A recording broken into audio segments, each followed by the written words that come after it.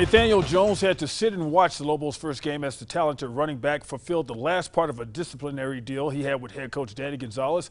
He's now available to play. Jones is excited about getting on the field for the first time when the Lobos host Boise State on Friday. Jones took a redshirt year last season. In a COVID-shortened 2020, he was the team's leading scorer, second leading scorer with 232 yards and second in touchdowns with 4. I'm extremely hungry, dang near greedy. I'm ready to go out there and prove what I've been working on all year and show what's in my basket and what I got to show. I expect to see somebody that's really excited to play.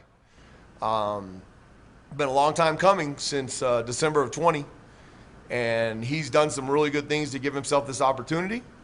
So I'm excited to see Nate carry the ball. He might be a little bit rusty. He hadn't been hit. I think me being on the field now is giving me more confidence, I'm more mature on the field. I know what I'm doing. I'm more smarter, and I'm ready to go. Lobos are facing a Broncos program that is 11-0 in Mountain West Conference openers. Jones is hoping he can provide a spark to help the Lobos have success against some stiff odds. I think I'm going to bring more power and more speed to the offense. I think it's going to help us extremely a lot. I'm not a person who just gets taken down by one person. It's going to take at least 3 or more guys to take me down. I'm hungry for all the yards I can get. Lobos will be dressed in red, encouraging fans to show up in red for a red out. Game time 7 p.m. and the game will be broadcast on CBS Sports Network. We are staying up late Friday night. Friday Night Football has all your high school highlights and scores from all over the state.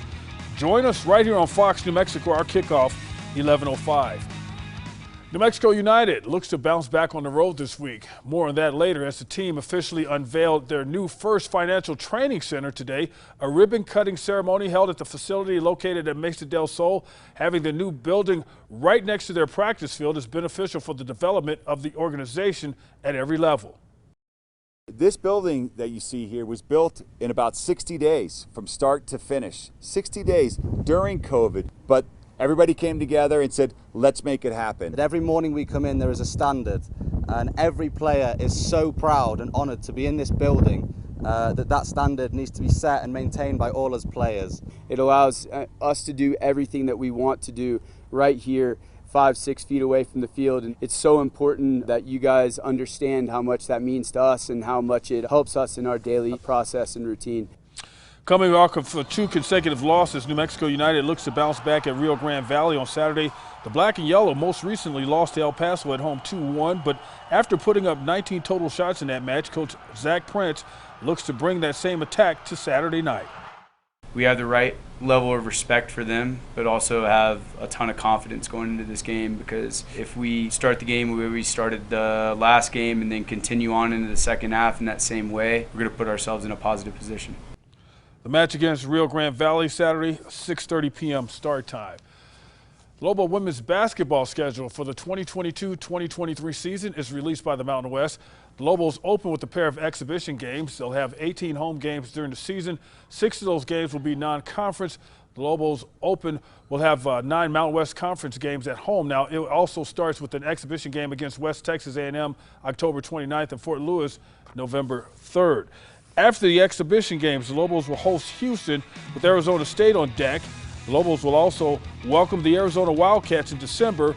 Rival New Mexico State is here December 11th. Lobos finished 14-4 in conference last season, 17-1 at home.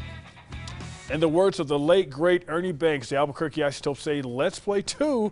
Isotopes in a double dip with the El Paso Chihuahuas. The late game, the continuation of a makeup contest. Game 1 highlights and Tope starting pitcher Brandon Gold having a tough outing.